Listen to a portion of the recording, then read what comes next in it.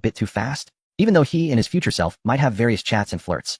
This was their first meeting after all. Should he resist? Could he resist? Her threat seemed to have truly grasped his weakness. The future hints were really important. Was he destined to accept this? To let her do as she pleased? Shin Mingyue's hands have started to become restless.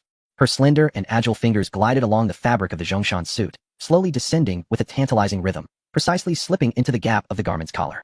Su Yunju froze. Master, Shin Mingyue's voice lowered, laced with a mischievous tone. You've told me all your sensitive spots. Her fingertips lingered on his chest, tracing circles that were barely there. The future you has revealed everything to me. Su Yunju, no. You all.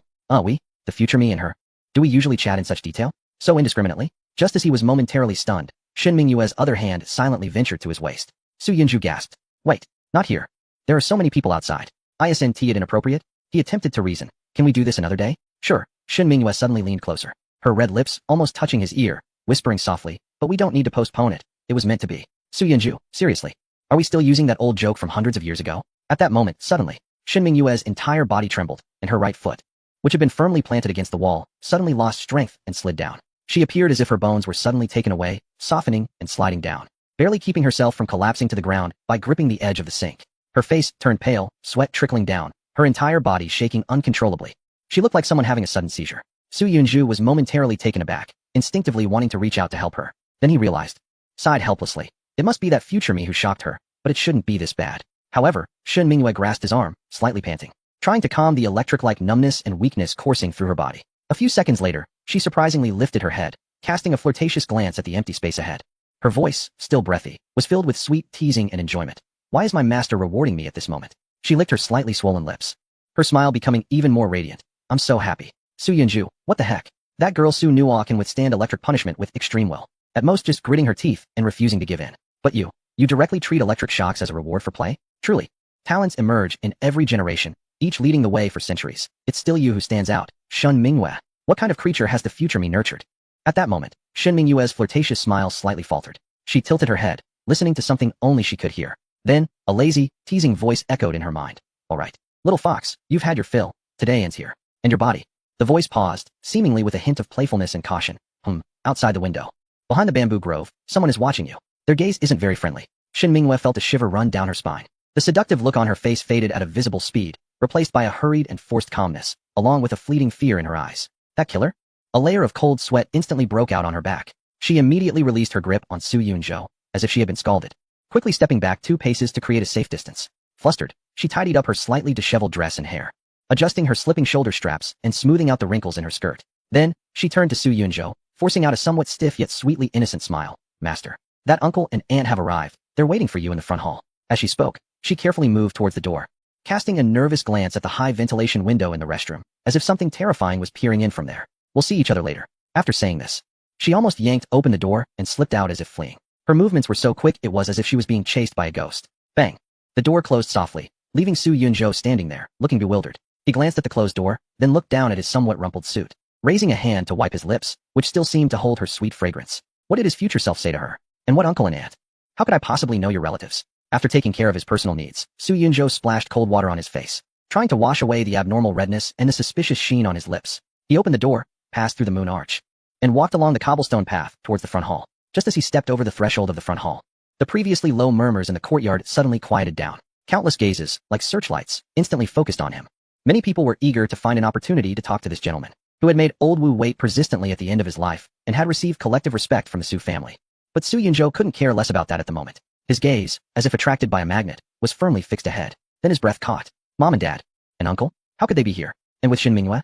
That little enchantress who had just moments ago pinned him against the wall in the restroom and kissed him forcefully, now appeared in a completely unfamiliar, exceedingly obedient and gentle demeanor. She had her head slightly lowered, her hands neatly folded in front of her, wearing a modest and bashful smile. Like a well-mannered neighbor girl who was innocent to the ways of the world. She was right there with the 3 of them, softly speaking to them while leading them in his direction. They seemed quite familiar with each other. Just as Su Yunju stood frozen, his CPU completely fried. The 4 of them had already approached him. Shin Mingyue raised her eyes, quickly glancing at him with a hint of mischief and pride flashing in her gaze, before returning to her obedient demeanor, softly speaking to Su Chongshan and Yang Wenhui. Uncle, aunt, look, Yunju is here. Su Yunzu opened his mouth, feeling as if something was blocking his throat. After 1,000 words, it finally condensed into a dry, bewildered, and confused, Dad, Mom, how come you are here too? Su Zhongshan stared at his son's gray Zhongshan suit, which was obviously of considerable value and finely crafted. and remained silent for a full 3 seconds. Shouldn't that be what we ask you? Not far away, Lin Roakshuan and Su Sini, who originally intended to greet him, also stopped in their tracks. Lin Roakshuan looked at the middle-aged couple who clearly dressed like ordinary people, then at Su Yunzu's expression that seemed caught off guard. And a hint of realization flashed in her eyes. Right? These are the parents of the tyrant. She had seen them once in Chengzhou years ago, and over the years, she had seen quite a few recent photos due to her interest in Su Yunzu. However, the expression on Song Jiru's face, standing next to Lin Roakshuan, was completely different. She looked at Su Yunzu, then at the couple, and then at Shen Mingyue, who was standing obediently beside them. Her mind buzzed as she suddenly recalled what Shen Mingyue had just said while linking arms with the couple. These are my future in-laws. And now, her elder brother was calling them dad and mom. So, did her elder brother have a biological brother? He must have. Chapter 108, A Cup of 2002. Biluakun hearing Su Zhongshan's words. Shouldn't that be what we ask you? Su Yunzu's brain whirred for 3 seconds. Then he chose the most straightforward response strategy, to play it cool. After a moment of contemplation, he tried to keep his tone as calm as possible. It's a complicated situation. Let us talk about it later. After a pause, he countered, what brings you here? Well, if it can't be explained, then don't explain it. It's not a big deal. Su Zhongshan observed his son's evasive demeanor and glanced at Lin Roakshuan not far away, further solidifying his belief that his son was being supported by a wealthy woman. It had to be that way. A husband benefits from a wealthy wife. Otherwise, how could one explain this situation? And the way those big shots had bowed to him earlier? This little rascal, taking such shortcuts. It seems the Su family's reputation hasn't been tarnished? After all, Lin Roakshuan was a billionaire. Not just anyone could get such a deal. Su Zhongshan's feelings were complicated. He didn't know whether to be angry or to admire his son's capabilities. Su Chun, his cousin, who had spent time in the system, was adept at reading the room. He noticed that Su Yunzu seemed to have some unspoken difficulties, and in such a gathering of influential figures, it was indeed not the right occasion to delve into family matters or scandals. So, he coughed lightly and took the initiative to change the subject. We are a branch of the Su family, distantly related to the Wu family. We happened to be in the city today and heard that old Wu has awakened, so we came to visit. He paused, casting a complex glance at Su Yunzu, and lowered his voice. Also, when I was offering incense in the ancestral hall this afternoon, I saw the portrait at the top. It looks just like you. Su Yunzu was not particularly surprised to hear this. After all, they shared the same surname, and they were from the same family centuries ago. Having branches in a large family was quite normal. As for the portrait, he decided to play dumb. He couldn't explain it, nor did he want to. So he just nodded and gave a vague mm. However, Su Sini beside him brightened up and immediately responded, I see. I'll check the family tree later. If we are indeed from the same lineage, then we'll be even more like family. Yet, she felt quite strange inside. Shouldn't he be over 120 years old? He has achieved success in cultivation and maintained his appearance, which is understandable. But how could his parents look so young? They seemed to be in their early 50s at most. Moreover, their demeanor and attire clearly indicated they were from the most ordinary working class. Could it be that he was reincarnated, here to experience the mundane world? Yang Wenwei didn't think much of it. Her attention was still on Shen Mingyue. She looked at the stunningly beautiful and exceptionally well-behaved star beside her, then at her son, and couldn't help but speak up. By the way, did Xiao Xin just say she is your girlfriend? As soon as this question was asked, Su Sini frowned immediately. Her gaze towards Su Yunju was filled with confusion and a hint of barely perceptible disappointment. Wait, is your level of experience in the mundane world a bit too much, sir? Is your life script titled, I Open a Harem in the Mortal World? Or Enduring Trials of Beauty to Attain the Heart of the Tao? Su Yunju's expression finally couldn't be contained. He shot Shen Mingyue a silent glance, his eyes clearly questioning what was going on. Shen Mingyue lowered her head slightly, her cheeks flushed, her hands nervously twisting together, looking shy and endearing. Her acting was flawless, without a single flaw. Su Yunju thought to himself, you're really quite the talent. Just now in the restroom, you had this fierce vibe like you wanted to devour me alive, and now you're acting like a demure lady being harassed by a bully? What a waste if you don't pursue acting. The Oscars owe you a little golden statue. At that moment, Song Jiru, who had been standing to the side with her mind in a muddle, finally exploded. The melody of a song kept playing in her head. Quick, use the nunchaku. She almost wanted to pull out something from her bag and unleash a flurry of attacks on the innocent-looking, pure-acting White Lotus in front of her. Oh no, you. Shen Mingyue, I used to defend you on variety shows. I praised you for your talent and potential in interviews. I treated you like a little sister. I introduced you to opportunities, and you actually backstabbed me like this. Just now, you were holding my in-laws' hands, smiling brightly, and saying they were my future in-laws. And now I look like a fool who was sold and is still counting the money. Song Jiru could no longer hold back. She quickly stepped forward, linking her arm with Yang Wenhui's other free arm. Then, she lifted her bright and charming face, looked at Yang Wenhui, and said clearly and crisply, Annie, I am Yunju's girlfriend. After saying this, she deliberately shot a glance at Shen Mingyue, her gaze filled with a clear declaration of ownership and a fierce warning to back off. The gossip-loving crowd was completely fired up. Wow, wow, wow. The national diva Song Jiru is personally stepping in to stir up drama, confronting the popular rising star, Shen Mingyue, just to compete for a man. This gossip is too intense. Tomorrow's headlines are guaranteed. The social media servers are going to crash. Shen Mingyue's reaction is a textbook example of a clever comeback. She seemed startled by Song Jiru's sudden attack, shrinking back slightly like a frightened deer, her eyes instantly turning red. She timidly glanced at Song Jiru, her eyes filled with confusion, grievance, and fear. Then, she looked pitifully at Yang Wenhui, her voice choked with heartbreaking sincerity. I'm sorry, Andy, I was just being one-sided. She bit her lower lip, looking fragile as if she could shatter with a touch. Yunzhou hasn't accepted me yet. She raised her tearful eyes to Song Jiru. Her tone humble and sincere, but I will keep trying to let Yunzhou see my good side soon. She paused. A perfect tear fell, crystal clear, tracing her fair cheek. I'm sorry, Teacher Song. Isn't it good to have one more person to take care of Yunzhou, to love him? She sniffled. Her voice even softer. Teacher Song, can we talk about this later? There are too many people here. After speaking, she moved aside slightly, increasing the distance between herself and Su Yunzhou and Yang Wenhui, as if saying, I'm stepping back. I won't compete anymore. Please stop arguing. Song Jiru was left speechless, feeling a lump in her throat. What a fine cup of 2002 Bilyuakan. It's simply masterful. The fragrance of the tea is abundant. The level is extremely high, retreating to advance, striking at the heart. If this continues, in the eyes of others, I would become the aggressive and bullying villain. Not understanding the situation, moreover, with so many people watching. Luckily, most of the people here today are respectable individuals who wouldn't indulge in gossip. Otherwise, if this video were to leak, Mai and Shun Mingyue's fans would probably flood social media, igniting a storm. Su Yunzhou was also completely speechless. Soon. See your good side? What the heck? You still have the nerve to take a jab at me at a time like this? Impressive, Shun Mingyue.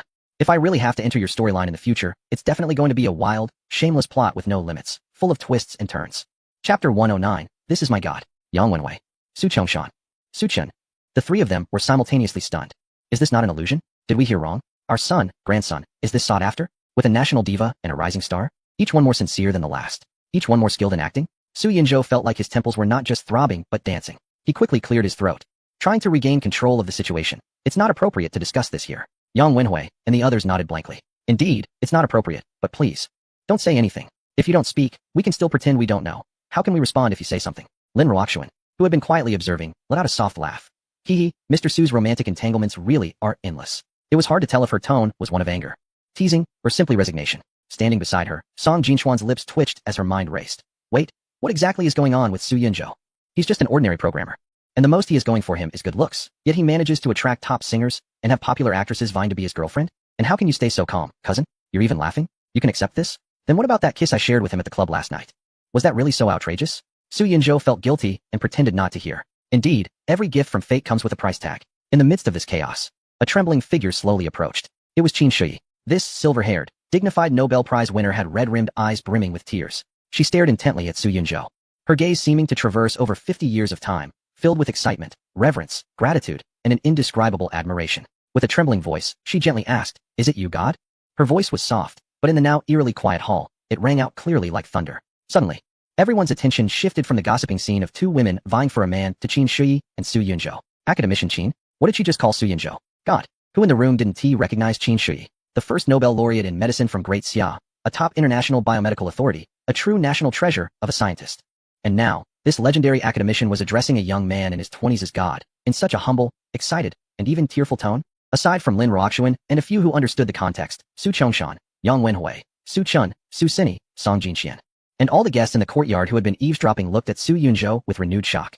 The emotions in their eyes had shifted from envy and jealousy to complete confusion, as if their worldviews had been shattered. Who exactly is he? Is he the return of the Dragon King from the short drama? A master pretending to be a fool, and now even a national treasure academician is calling him God? Is he mastering both science and mystical philosophy? Su Yunzhou was left speechless. Damn, here we go again. Could it be that this academician Qin is also one of my future students? Am I really that impressive? Even a Nobel Prize winner is a product of my influence? Future me, how did you manage this? But then he thought, it might not be so difficult after all. The early literature and papers are all publicly available online. I could have easily sent her those groundbreaking research directions and experimental ideas. With her talent and determination, achieving success seems quite natural. But how should I respond to this situation now? On the side of Wu Shiyun, he had at least learned some plot from Song Jiru's copy and knew how to respond. But this academician Qin was completely unfamiliar to him. If he had known, he would have studied her biography, documentaries, and interviews more. Now he was at a loss. Su Yunzhou felt a wave of panic in his heart.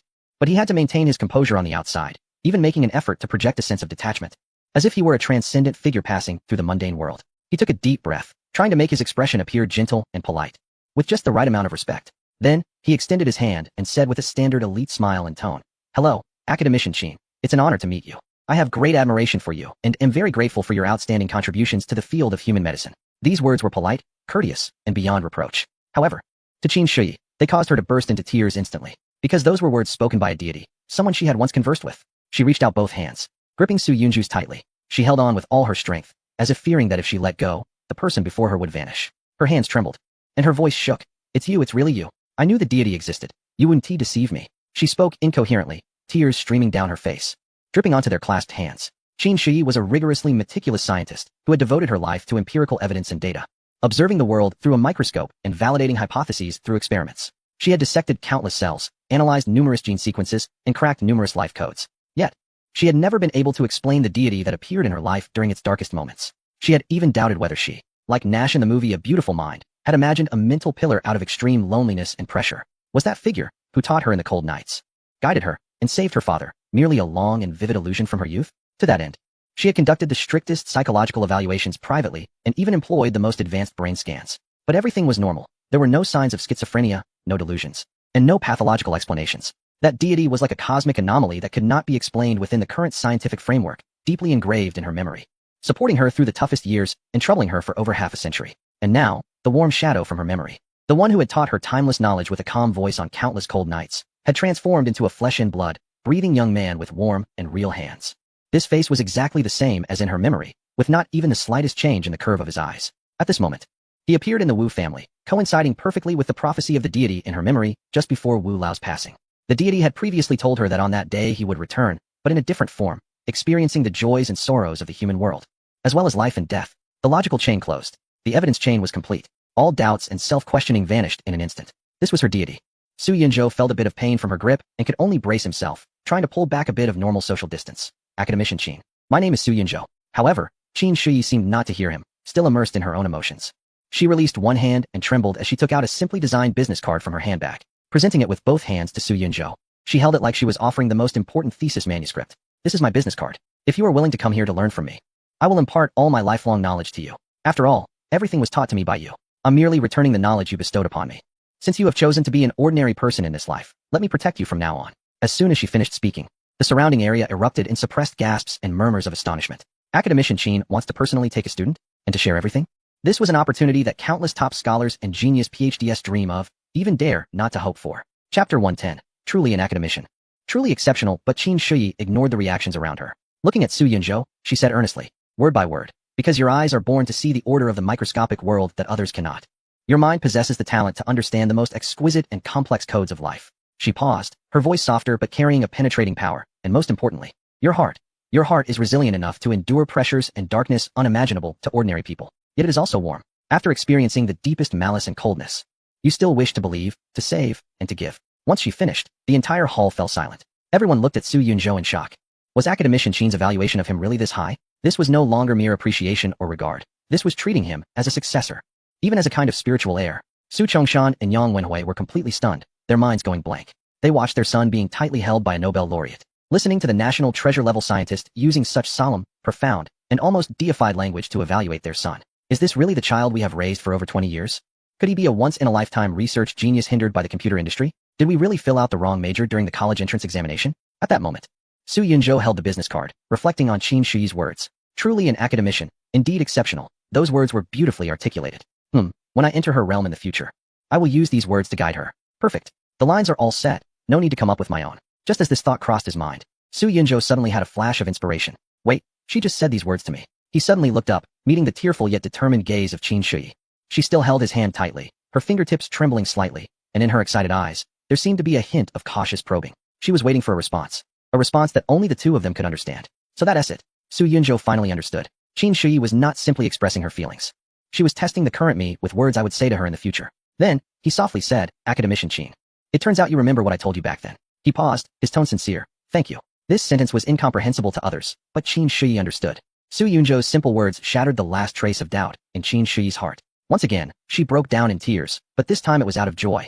The release of more than 30 years of long waiting finally seeing the dawn. She covered her mouth, her thin shoulders trembling violently. Su Yunzhou sighed internally, took the tissue from Lin Ruoxuan's hand, and handed it to her. Then, he leaned slightly forward, speaking in a voice so soft that only the two of them could hear. I will find you when I have the chance. This is not the place for conversation.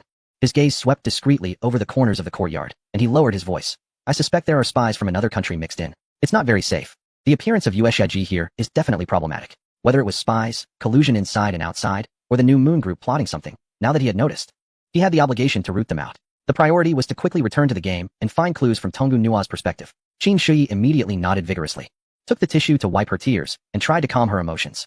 Mr. Su, you go ahead with your business. I'm always waiting for your contact. Her voice was still choked, but filled with trust. As the time approached 10:30 at night, The darkness was thick, and the lanterns in the courtyard swayed gently in the evening breeze. Su Yunzhou turned to Su Sinny, who had been waiting quietly nearby. Miss Su, please keep an eye on Old Wu's side. We'll stay in touch about any developments. Su Sinny quickly bowed slightly in response. Rest assured, I will inform you at the first opportunity. With the night deepening, she suggested, why don't you stay here for the night? The guest rooms are all ready. No need. Su Yunzhou shook his head. I have some matters to attend to. He turned to his still-dazed parents, his voice softening. Dad, Mom. I need to go to Shanghai tonight to handle some things. What are your plans? I can have someone take you back. Before Su Chongshan and Yang Wenhui could respond, Song Jiru's eyes brightened as she stepped forward to link her arm with Yang Wenhui's. Uncle, Aunt, if you're going back to Binzhou, you can come with us. We can chat on the way. Before either could answer, Su Sinny stepped forward with a smile, asking, in terms of family lineage, I should call you both uncle and aunt. It's quite late now, and it takes over an hour to drive back to Binzhou, which would be exhausting. Why not stay here for the night? We can seriously discuss the family tree, and it will also allow the elders to get to know the younger generation. Her tone was sincere, her demeanor humble, yet her words clearly established their familial ties. Beside her, Su Chen quickly chimed in, decisively stating, yes, it's indeed too late. It's a bit unsafe for us old folks to drive at night. Then we'll impose on you. He wore a broad smile on his face, with a little scheme brewing in his heart. Heh, the diva is no match for the Su family's charm. If I can take this opportunity to establish a connection tonight, just think about the bright future awaiting me in that rundown place. Oh, Song Jiru pouted slightly, feeling a bit down, but she couldn't insist any longer. Reluctantly, she let go of Yang Wenhui's hand and tightly grasped Su Yunzhua's hand instead, lifting her face. Big brother, then Song Dong, and I will head back. You must come to my concert in Binzhou tomorrow. I've saved the best seat for you. Su Yunzhua felt the warmth and softness from her hand and nodded. Okay, I will definitely be there. After all, I promised you 10 years ago. At that moment, not far away, Shin Mingyue beckoned him with her finger, her gaze ambiguous and a smile playing on her lips, signaling him to come over. Su Yunzhua felt annoyed. What could it be this time? Forget it. She just mentioned a hint about the future, so it must be something important. He could only gently squeeze Song Jiru's hand to signal her, whispering, wait for me. Then he steeled himself and walked over. The two of them walked to a secluded flower arbor hidden behind wisteria vines, where the moonlight was sparse, outlining only vague silhouettes. Shin Mingyue leaned in with a grin, almost close to his ear, her warm breath brushing against him. You were so handsome today that even someone like Academician Qin values you so much, it made their heart race a few beats.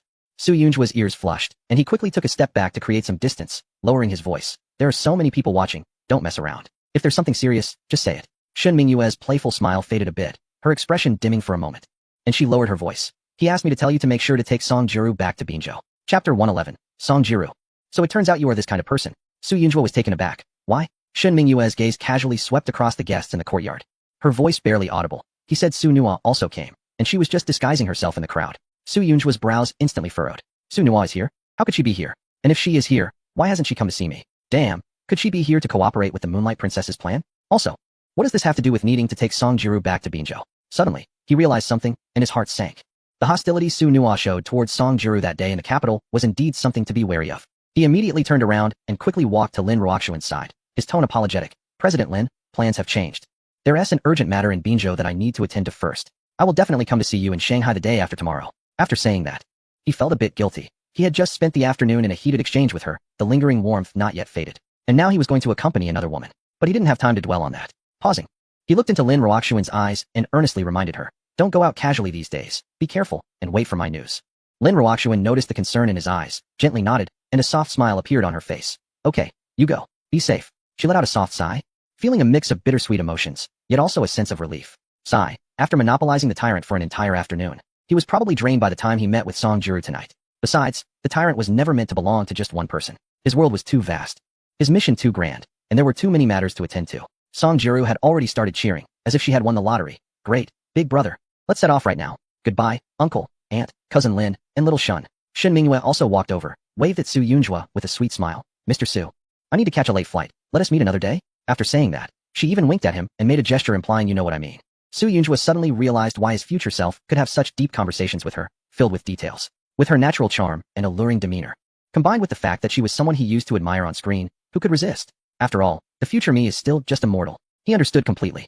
Song Jinxian walked up to her black Porsche Panamera, opened the driver's door, but turned back to glance at Su Yunzhua, her gaze lingering on the lips she had kissed yesterday. Mr. Su, are you driving tonight? Su Yunzhua had already helped Song Jiru into the spacious back seat. He rolled down the window and gave Song Jinxian a gentle smile. Director Song, you drive. He paused, lowering his voice. Just so you know, no matter what sounds you hear from the back, don't look back. Otherwise, he added with a deeper smile, a dangerous glint in his eyes.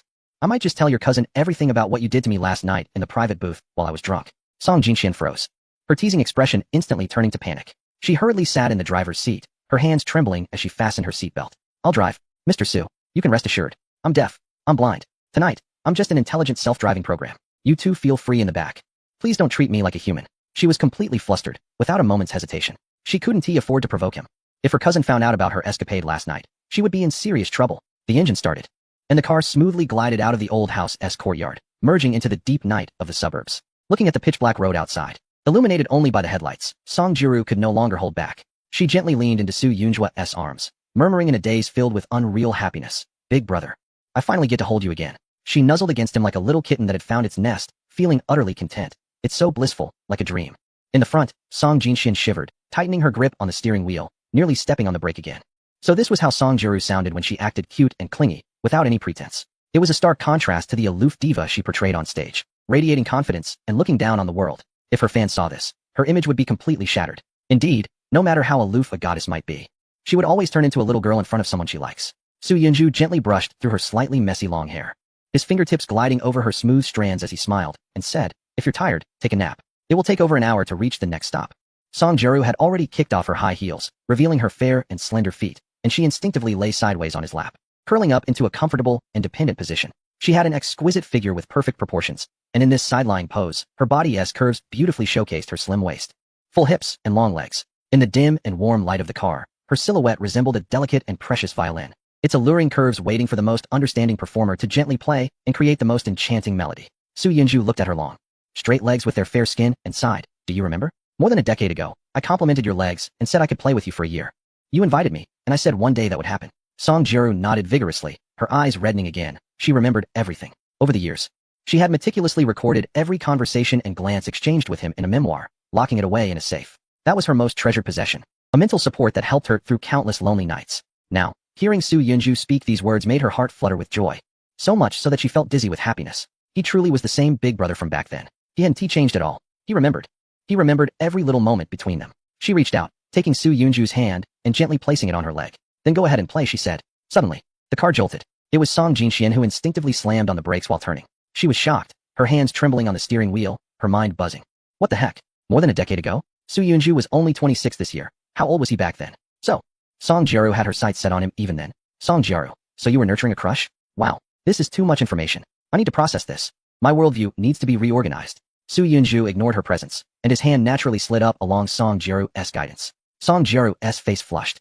Her breath hitched as she bit her lip, her gaze becoming dazed. Well, this isn't my leg. However, she bit her teeth to stifle any sound. After all, there were others in the front seat. Seeing her shy yet enduring expression, Su Yunju leaned down and kissed her forehead, smiling. You rest for a bit. I have some serious work to do. Song Jiru obediently nodded but still clung to his leg, reluctant to leave. Su Yunju took out his laptop from his bag, which he had specifically retrieved from Lin Ruoxuan's car earlier. He couldn't let that guy fall behind. He powered it on, and the cold light from the screen illuminated his face, his expression instantly shifting from gentle to calm and focused. Song Jiru adjusted her position, shifting from lying on her side to lying flat on her back, looking up at him with bright, adoring eyes filled with admiration and affection. Big brother, let me be your laptop desk. She giggled mischievously, a hint of pride in her tone. I have a ready-made stand. She puffed out her chest. The height is just right, and it even has shock absorption to ensure stability. Song Jinxian couldn't bear to listen any longer and quickly turned up the volume of the car's music. Wow, the level of this conversation. I should focus on driving. Otherwise, I might accidentally steer into a ditch, and that would be unfortunate. Su Yunju found it amusing and gently placed his laptop on her flat abdomen. The height is indeed just right. Plus, there's a natural, soft wrist support right next to it. Quite perfect. Chapter 112. The bounty hunting order promised. Su Yunju connected his laptop to his phone's hotspot. First, he opened a search engine and typed 3 characters into the search box. Tonggu Nuo. Pressing enter, the page refreshed, and indeed, there were many related reports, but they were mostly about Go News. Su Yunju quickly skimmed through, his eyes focused, his fingertips gliding swiftly over the touchpad. The reports indicated that around 2016, the Go prodigy Tonggu Nuo from Neon had made a remarkable entrance into the competitive scene after her debut, achieving astonishing results and a distinctive playing style.